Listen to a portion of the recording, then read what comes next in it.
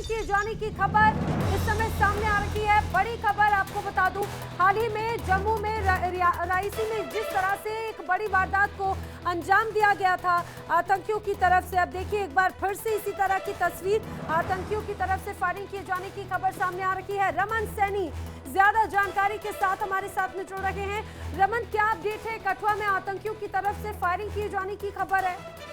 जी हाँ, बिल्कुल नैना, देखिए अभी रियासी का जो हमला हुआ था उसे महज 48 घंटे ही पूरे हुए थे कि तो आतंकियों की तरफ से फायरिंग की जो है वो जानकारी निकल कर सामने आ रही है। और जानकारी जो मिल रही है करीबन 8:13 के आसपास में कठुआ का हीरा नगर का इलाका पड़ता है, वहां पर कूटा मोड़ में एक सैदा गांव पड़ता है, उस गांव के पास में फायरिंग की इंसिडेंट जो है वो रिपोर्ट की गई है। और क्योंकि ये रूट जो है वो हमेशा से आतंकियों के इन्फिल्ट्रेशन का रूट रहा है, तो माना ये भी जा रहा है कि हो सकता है कि इस रूट से आतंकी इन्फिल्ट्रेट कर रहे हो। और ये नेशनल हाईवे के बिल्कुल समीप है, जो जम्मू पठानकोट नेशनल हाईवे है उस पर, उसके बिल्कुल समीप है।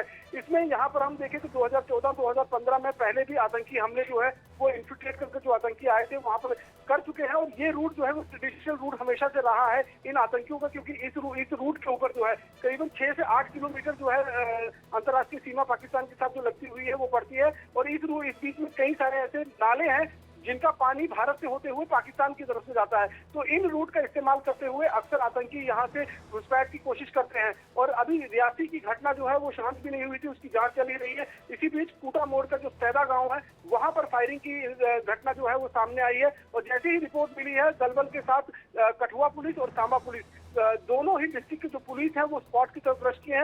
अभी बहुत ज्यादा जानकारी निकलकर सामने नहीं आई है कि इसमें कितना नुकसान हुआ है, क्या किसी की जान गई है या कोई इंजर्ड हुआ है, क्योंकि महज अब से 20 मिनट पहले की ही ये घटना है और 8:13 के आसपास में फायरिंग की घटना आई है। तो फिलहाल ऑफिशियल्स और पुलिस पार्टी जो है वो मौके पर पहुंच रही है और वहां पर देखा जाएगा कि कितना नुकसान है, किस तरीके का वहां पर ये जो फायरिंग हुई है उसमें किस तरीके का नुकसान जो हुआ है। लेकिन फिलहाल अंधेरे का समय है, क्योंकि इसके साथ ही जैसे आप हाईवे पार करते हैं तो जो कूटा का जंगल पड़ता है और आगे वो पूरा जंगली इलाका शुरू हो जाता है। तो एक बार फिर कहीं ना कहीं अगर ये आतंकी घटना है तो इसमें हम ये मान कर चल सकते हैं कि जिस तरीके की लेकिन रमन एक ही पैटर्न बार बार नजर आ रहा है। जो घने जंगल के इलाके हैं उन इलाकों की पनाह ये बार बार आतंकी लेते हैं और यही वजह है कि एक बार फिर से वही तस्वीर नजर आ रही है।